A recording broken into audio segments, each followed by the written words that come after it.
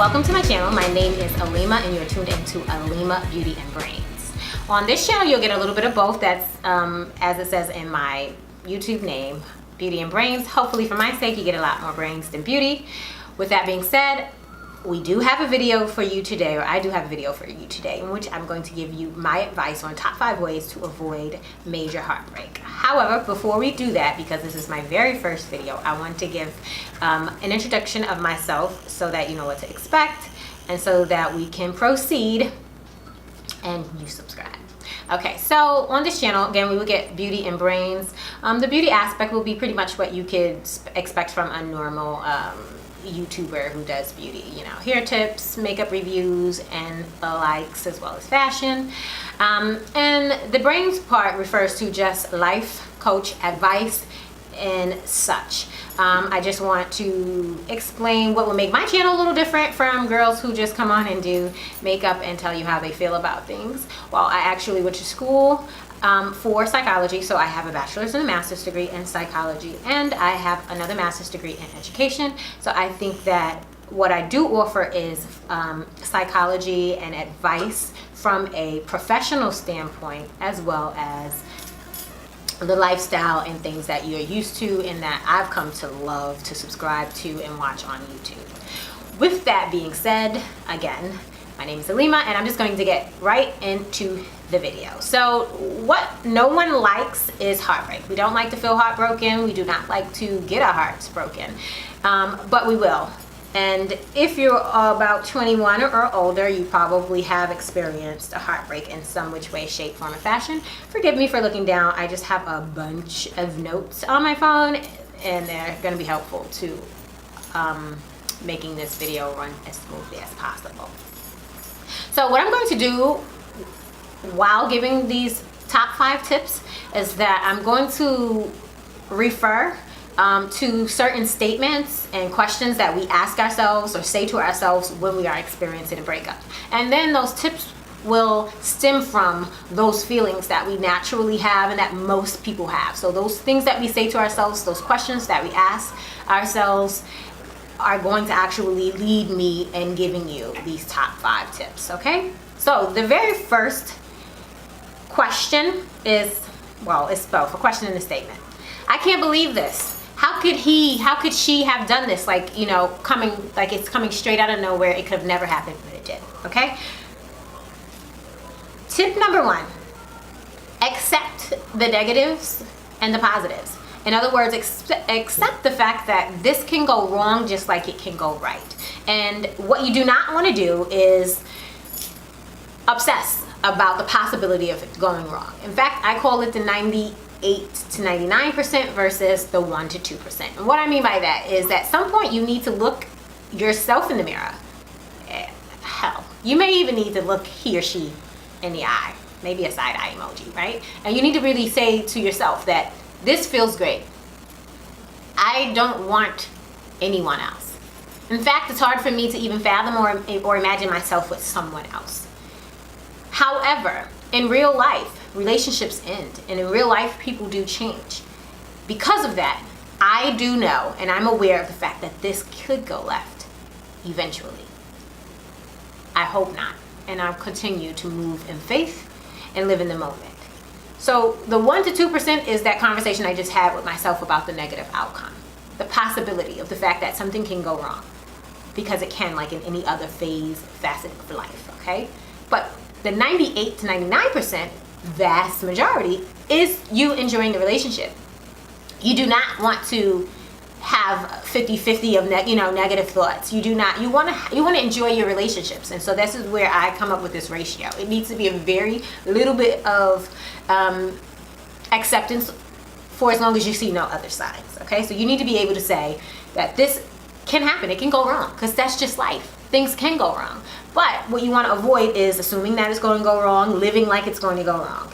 All right, so accept that it can go wrong, so that you're not sitting there asking yourself, how could this happen? How could he? How could she? You know, do not live in oblivion, okay? Avoid feeling like because it feels right, it's going to always be perfect, because that is how you get to the end abruptly, and you're shocked that it didn't go the way that you wanted it to go. So live like it's great when it is great. do not be oblivious to the fact that it could go wrong. This is an art. I have been mastering it for many years personally. I've seen others attempt it and growing, and to be honest, I'm still learning how to do it. This and pretty much all the tips in this video works like a charm in multiple aspects of life. Moving forward, something else that we say, it's like, what am I gonna do, right? Because I've been with this person for 5 years, 5 months for some of us who fall in love easily, right? I've been with this person for 10 years. What am I going to do now that this person is not even a part of my life anymore? To avoid that, you need to be who you were, with the exception of phasing and growing as you should. You need to be who you were before, during, and after. Like I said, with the exception of phasing, natural growth, changes, and things like that. For instance, let me explain myself. Since a child, I was always very musically inclined, right? I can sing.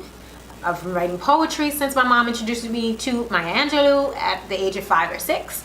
I've been playing sports, whether it be on the block with some friends and my older brothers, or even in school level, and I watch sports relentlessly. These are things that make me happy. I like to go to wine bars. I know it might be a little boring to some, but it makes me happy. And in a relationship, I will continue to do those things with or without my spouse. Hopefully, he, she, whatever you're into, will want to join you in some of those things and create a bond. But if they do not, so what? Continue to do the things that make you happy as an individual. You were an individual before, you are an individual in a relationship, and you will be an individual when you are not with them and when you're in the next relationship. It's important for you to hold on to what's important, hold on to what brings you joy.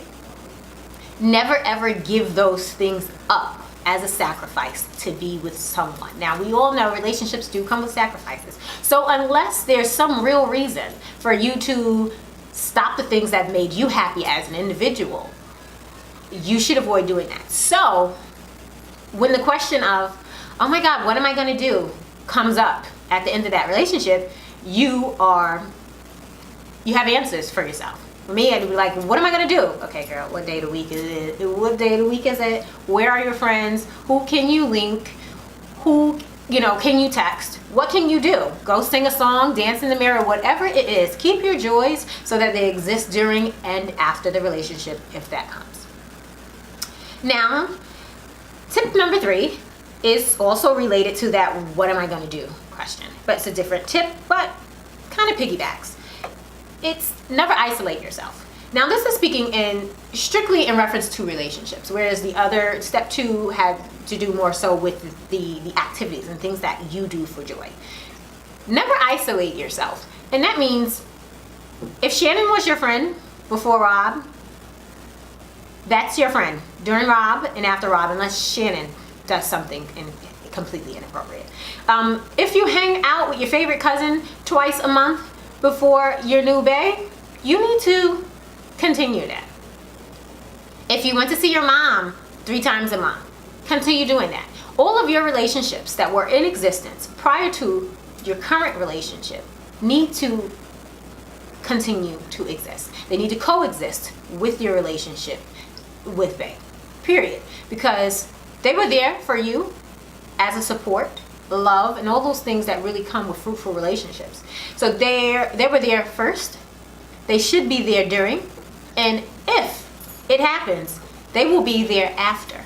Never ever get so caught up in your relationship that you are no longer nourishing the relationships that you've been nourishing and building for years before you've gotten into that relationship. And also not making new relationships and forming new relationships. That's also important. Let's just say if you're a college student, you should continue to meet people on the campus. That's life. At work, you should continue to bond with coworkers that you have things in common with. At functions, you should be trying to connect with people who have a lot in common with you, so much so that you and those people might go on to form different friendships or business relationships. If the person that you're with has a problem with and is controlling your relationships, that's not okay. Remember that you have you, the individual, your life, you have the relationship, and yes, they will cross. They will meet mom, your best friend, and whoever else, and even do things with them, with you. But you need to always have your separation there, because that is the support system that was there before. It's a support system that you will need because relationships are difficult. During the relationship, you're going to need that, and a support system that you will need in the end. Never sacrifice a relationship for the others, okay? And 1 second, my phone goes on sleep mode so quickly. The next thing, I think is probably, the next two are the deepest for me and to me, okay? So this is something else we hear a lot during a breakup, especially when you've gotten the short end of the stick. You tend to say things like, after all that I've done, how could you, how could he, how could she, right? Like, how could you? Like, after all I've done, after all I've given, you've still managed to short me, show me a lack of appreciation, leave me, whatever the case is, right? And what I say to you is, give as a friend. Do not expend yourself or extend yourself more than you're capable of recouping from. So I'm going to go back to a cliche American saying, and I'm going to relate it to a breakup. There's a saying that goes, never lend more than you can afford to give. And this is usually in terms of money. So if someone that you know asks you for money and you are wanting to give it, make sure that you also could afford to not just borrow it, but lose it. In other words, you never really know if you're truly going to get that back. That needs to apply in relationships. Never give more than you know you're comfortable with. Never give so much that when you look at a prospect of the relationship ending, you can't figure out whether or not you'll be able to bounce back from that.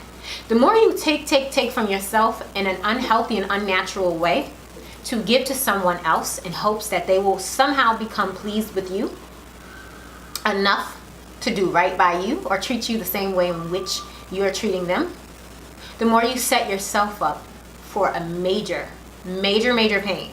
And you don't want to do that. No, heartbreaks will come.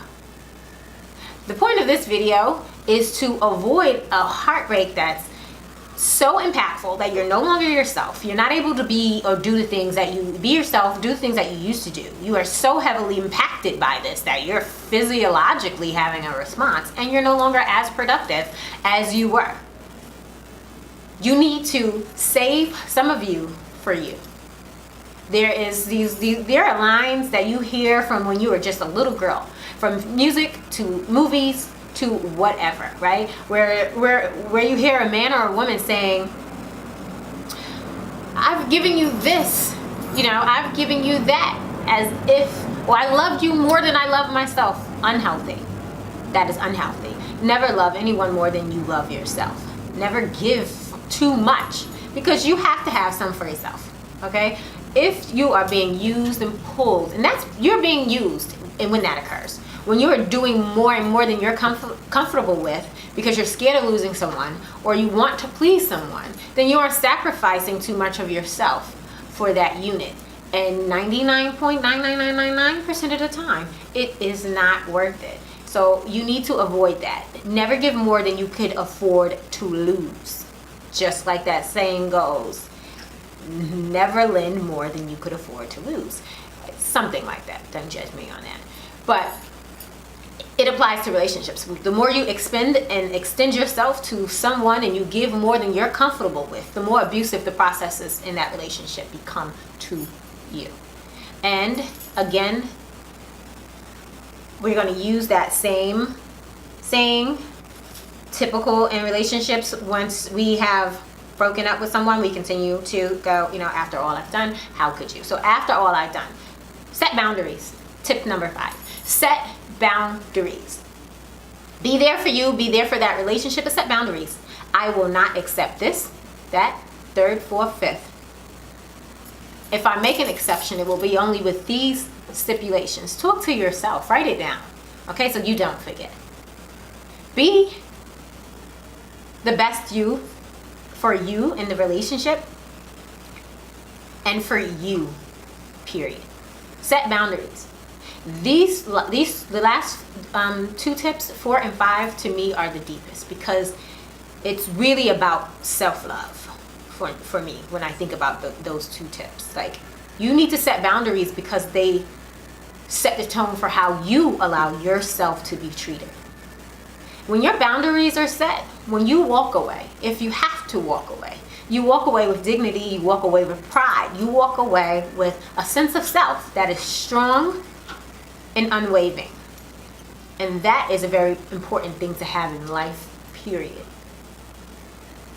So thank you for joining me on my channel, Top 5 Ways to Avoid a Major Heartbreak. I hope to see you again in near future. Please subscribe, please like, follow me on Instagram, AlimaBeauty01. And remember, love, live life, and yourself.